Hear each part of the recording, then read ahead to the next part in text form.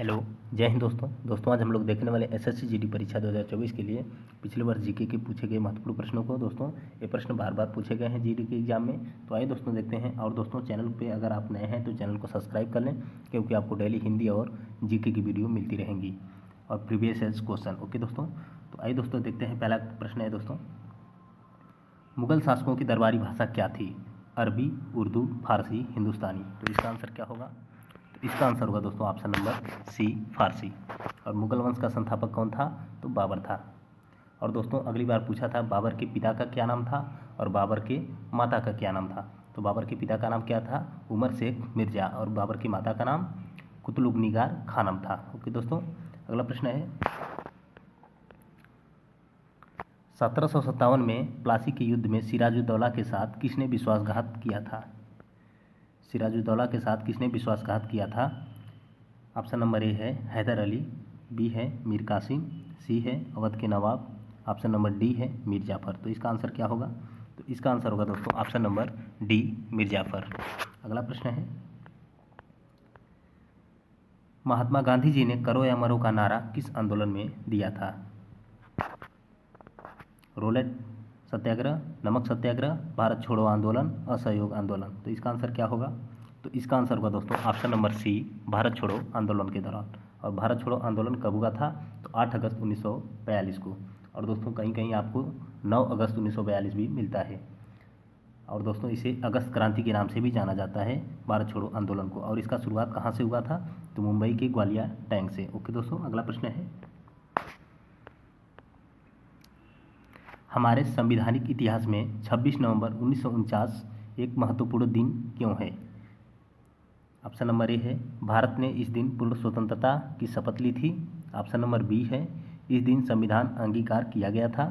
Option number C है इस दिन भारत गणतंत्र बना था। ऑप्शन नंबर डी है इस दिन संविधान में पहला संशोधन पारित किया गया था। तो इसका आंसर क्या होगा? तो इसका आंसर होगा दोस्तों ऑप्शन नंबर बी, इस दिन संविधान अंगीकार किया गया था। कब? 26 नवंबर 1949 को। और इसीलिए 26 नवंबर को संविधान दिवस या विधि दिवस के रूप में भी मनाया जाता है। अगला प्रश्न है दोस्तों, प्रारंभ में संविधान में कितने मौलिक अधिकार दिए गए थे? 4, 5, 6, 7। तो इसका आंसर होगा दोस्तों ऑप्शन नंबर डी, 7। और वर्तमान में कितने मौलिक अधिकार हैं? 6 हैं। आइए इसके बारे में थोड़ा सा देखते हैं। भारतीय संविधान द्वारा प्रारंभ में 7 मौलिक अधिकार प्रदान किए गए थे, किंतु 44वें संविधान संशोधन 1978 के द्वारा संपत्ति के अधिकार को समाप्त कर दिया गया। और वर्तमान में 6 मौलिक अधिकार शामिल हैं। पहला है समानता का अधिकार, दूसरा है स्वतंत्रता का अधिकार, तीसरा है शोषण के विरुद्ध अधिकार, चौथा है धार्मिक स्वतंत्रता का अधिकार, पाँचवा है संस्कृति तथा शिक्षा का अधिकार, छठवां है संवैधानिक उपचारों का अधिकार। और दोस्तों संवैधानिक उपचारों का अधिकार अनुच्छेद 32 है और इसे संविधान का आत्मा कहा जाता है। अगला प्रश्न है दोस्तों, लक्षद्वीप में कितने द्वीप समूह हैं? लक्षद्वीप में कितने द्वीप समूह हैं? 17, 27, 36, 47। तो इसका आंसर होगा दोस्तों ऑप्शन नंबर सी, 36। अगला प्रश्न है,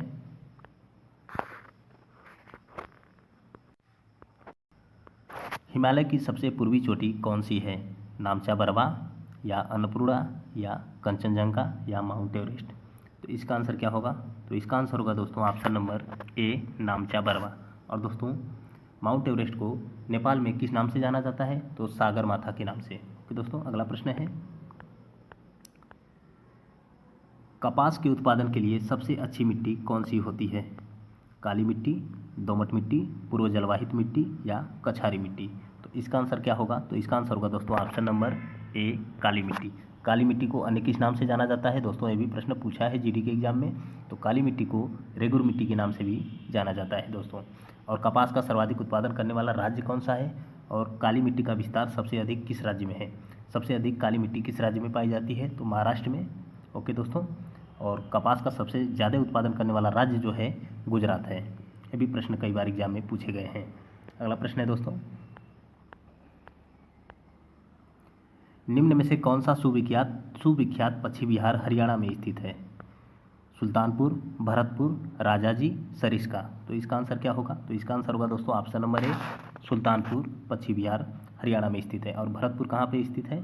तो भरतपुर राजस्थान में है, और राजाजी नेशनल पार्क जो है उत्तराखंड में है, और सरिस्का अभ्यारण्य जो है ये भी राजस्थान में स्थित है। ओके दोस्तों, अगला प्रश्न देखते हैं।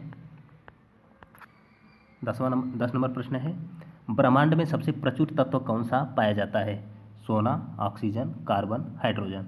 तो इसका आंसर क्या होगा? तो इसका आंसर होगा दोस्तों ऑप्शन नंबर डी, हाइड्रोजन। अगला प्रश्न है, प्रकृति में सबसे सशक्त बल कौन सा होता है? वैद्युत बल, गुरुत्वीय बल, नाभिकीय बल, चुंबकीय बल। तो इसका आंसर होगा दोस्तों ऑप्शन नंबर सी, नाभिकीय बल। अगला प्रश्न है, हानिकारक पराबैंगनी किरणों से रक्षा करने वाली भूमि के चारों ओर मौजूद ओजोन परत के क्षय का कारण कौन सी गैस है? Nitrogen gas, nitrogen oxide gas, या ऑक्सीजन गैस, या क्लोरोफ्लोरोकार्बन गैस। इसका आंसर क्या होगा? तो इसका आंसर होगा दोस्तों option number D, chlorofluorocarbon gas, जिसे हम लोग CFC के नाम से भी जानते हैं। अगला प्रश्न है दोस्तों, द्रव्यमान संख्या किसका योग होता है? केवल प्रोटॉन का, ऑप्शन नंबर बी है इलेक्ट्रॉन और प्रोटॉन का, ऑप्शन नंबर सी है इलेक्ट्रॉन और न्यूट्रॉन का, ऑप्शन नंबर डी है प्रोटॉन और न्यूट्रॉन का। तो इसका आंसर होगा दोस्तों ऑप्शन नंबर डी, प्रोटॉन और न्यूट्रॉन का। अगला प्रश्न है, जल का शुद्धतम रूप कौन सा होता है? नल का जल, वर्षा का जल, भौम जल, या अशुद्ध जल। तो इसका आंसर होगा दोस्तों ऑप्शन नंबर डी, अशुद्ध जल। अगला प्रश्न है दोस्तों, मनुष्य के खून का pH क्या होता है? कम अम्लीय होता है या अधिक अम्लीय होता है?